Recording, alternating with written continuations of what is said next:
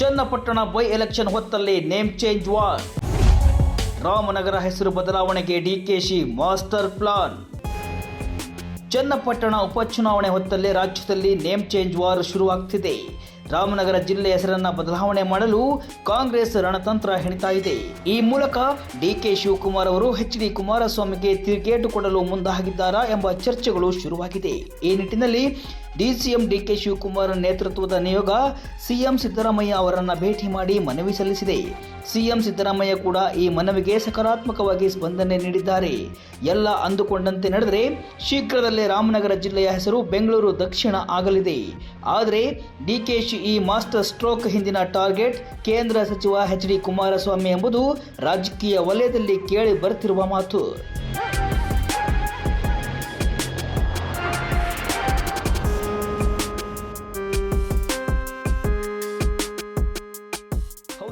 ರಾಮನಗರ ಜಿಲ್ಲೆ ಹೆಸರು ಬದಲಾವಣೆ ಜೊತೆಗೆ ರಾಮನಗರ ಕನಕಪುರ ಮೆಡಿಕಲ್ ಕಾಲೇಜ್ ಹೆಸರು ಬದಲಾವಣೆಗೂ ಕಾಂಗ್ರೆಸ್ ನಿರ್ಧರಿಸಿದೆ. ಇದಕ್ಕೆ ಸಿದ್ದರಾಮಯ್ಯ ಕೂಡ ಒಪ್ಪಿಗೆ ಸೂಚಿಸಿದ್ದಾರೆ ಎನ್ನಲಾಗಿದೆ. ಈ ಮೂಲಕ ಮತ್ತೊಂದು ರಾಜಕೀಯ ಯುದ್ಧಕ್ಕೆ ಕಾಂಗ್ರೆಸ್ ಅಣಿಯಾಗಿದೆ. ಈ ಹಿಂದೆ ಕುಮಾರಸ್ವಾಮಿ ಅವರು ರಾಮನಗರ ಹೆಸರನ್ನ ಬದಲಾವಣೆ ಮಾಡಲು ಬಿಡಲ್ಲ, ನನಗೆ ಜಿಲ್ಲೆಯ ಜೊತೆಗೆ ಭಾವನಾತ್ಮಕ ಸಂಬಂಧ ಇದೆ, ಒಂದು ವೇಳೆ ಜಿಲ್ಲೆಯ ಹೆಸರು ಬದಲಾವಣೆ ಮಾಡಲು ಮುಂದಾದರೆ ಉಪವಾಸ ಸತ್ಯಾಗ್ರಹ ಮಾಡ್ತೇನೆ ಅಂತ ಎಚ್ಚರಿಕೆ ನೀಡಿದ್ರು. ಈ ಹಿಂದೆ ರಾಮನಗರ ಜಿಲ್ಲೆ ಬೆಂಗಳೂರು ಗ್ರಾಮಾಂತರಕ್ಕೆ ಸೇರಿತ್ತು. ಆದರೆ ಎಚ್.ಡಿ. ಕುಮಾರಸ್ವಾಮಿ ಸಿಎಂ ಆಗಿದ್ದ ಸಂದರ್ಭದಲ್ಲಿ 2007ರಲ್ಲಿ ಬೆಂಗಳೂರು ಗ್ರಾಮಾಂತರದಲ್ಲಿದ್ದ ರಾಮನಗರವನ್ನ ಪ್ರತ್ಯೇಕ ಜಿಲ್ಲೆಯಾಗಿ ರಚನೆ ಮಾಡಿದ್ರು. ಹೀಗಾಗಿ ಮತ್ತೆ ರಾಮನಗರ ಜಿಲ್ಲೆ ಹೆಸರು ಬದಲಾವಣೆ ಮಾಡಿ ಕುಮಾರಸ್ವಾಮಿಗೆ ಟಕ್ಕರ್ ಕೊಡಲು ಡಿಕೆಶಿ ಮುಂದಾಗಿದ್ದಾರಾ ಎಂಬ ಮಾತು ಕೇಳಿ ಬರ್ತಿದೆ. ಸಿಎಂ ಜೊತೆ ನಡೆಸಿದ ಮಾತುಕತೆ ಕೂಡ ಸಕ್ಸಸ್ ಆಗಿದೆ ಅಂತ ಹೇಳಲಾಗ್ತಿದೆ.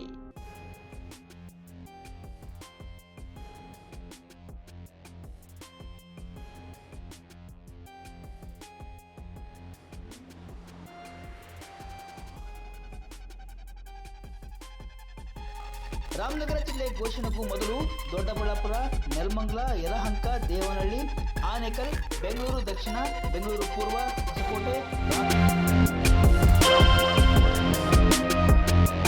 ಹೊಸ ಜಿಲ್ಲೆಯ ರಚನೆಯಾದಾಗ ರಾಮನಗರ, ಚನ್ನಪಟ್ಟಣ, ಮಾಗಡಿ, ಕನಕಪುರ ತಾಲೂಕುಗಳಿತ್ತು.